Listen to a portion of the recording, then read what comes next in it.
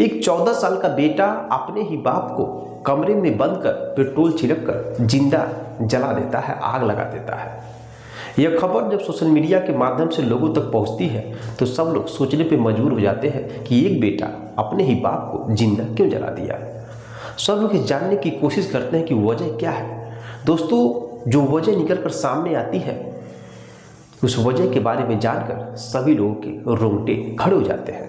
दोस्तों, ये सच्ची घटना आपको इसलिए मैं बता रहा हूँ ताकि आप सतर्क और जागरूक हो सके, आपके परिवार में ऐसी घटना न घट सके। तो चलिए जानते हैं बिना देर किए इस सच्ची घटना के बारे में विस्तार से। नमस्कार दोस्तों, मैं हूं संतोष, आप सभी का स्वागत करता हूं अपने इस यूट्यूब चैनल में। दोस्तों, आज की सच्ची घटना की शुरुआत होती है हरियाणा के फरीदाबाद से। वहां का एक नदी नगर चौकी है। मैं बात कर रहा हूं 20 फरवरी 2025 की रात 11 से 12 बजे के बीच की यह घटना है।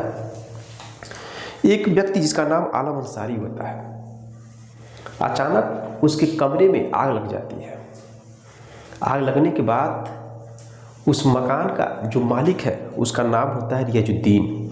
उसकी पत्नी दौड़ते हुए अपने कमरे से आलम अंसारी की कमरे की तरफ जाती है तो देखती है कि दरवाज़ा अंदर से बंद है उसके कमरे का, और उससे पहले एक और था जिसे बरामदा बोलते हैं, उसका भी दरवाज़ा अंदर से बंद था।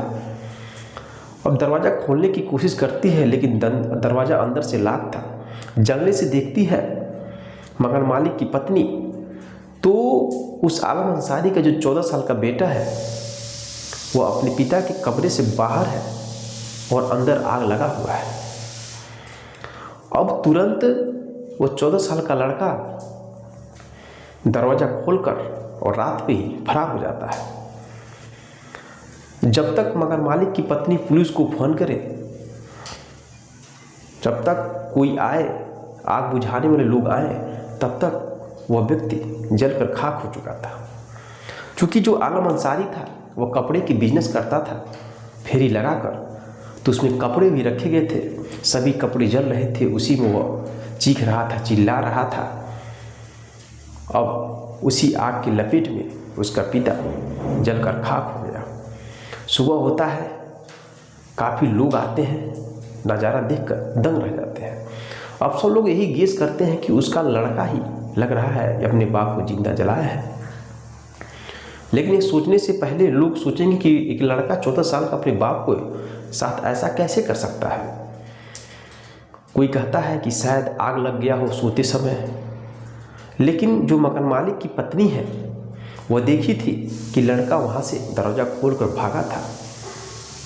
तो इससे साफ जाहिर होता है कि लड़के नहीं लग रहा है, आग लगाया है।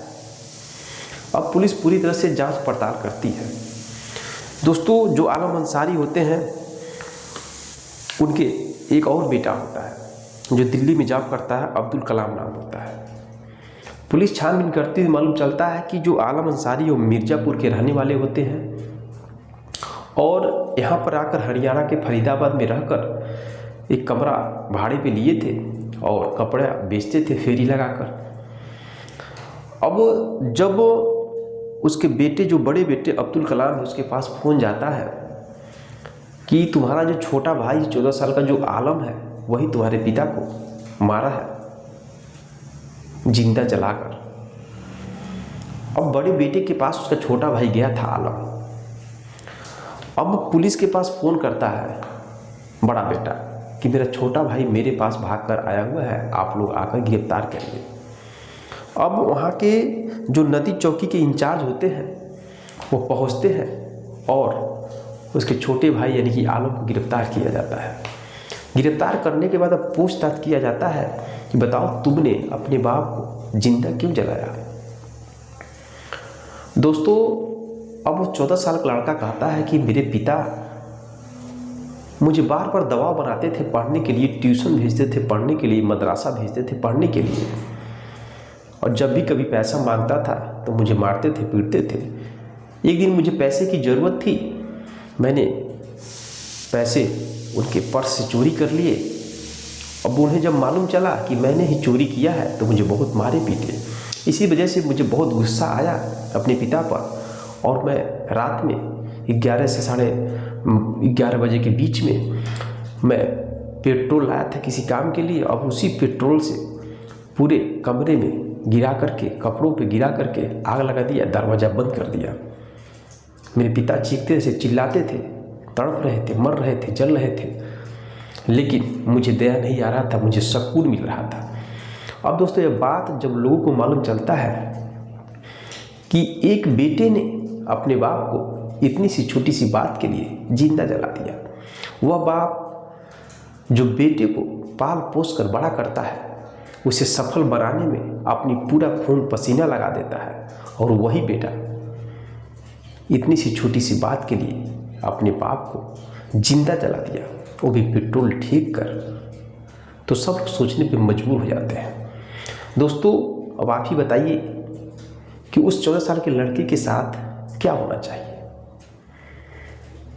इस घटना से आपको क्या सीख मिला, कमेंट बॉक्स में कमेंट जरूर करिएगा। मेरे दोस्तों, ये सच्ची घटना आपके सामने इसलिए लेकर आया हूँ ताकि आप लोग जागरूक और सतर्क हो सके। कोई भी बाप अपने बेटे से सतर्क रहे, कोई भी बेटा अपने बाप से सतर्क रहे, परिवार के हर एक सदस्य, हर एक लोगों से सतर्क रहना चाहिए। कौन किस तरह किसके साथ घटना को अंजाम दे सकता है, इसकी कोई भी गारंटी नहीं है। बाकी आप लोग की राय क्या है इस घटना के बारे में, कमेंट बॉक्स में कमेंट कर सकते हैं। मिलते हैं नेक्स्ट वीडियो में नेक्स्ट घटना के साथ, तब तक के लिए जय हिंद, जय भारत।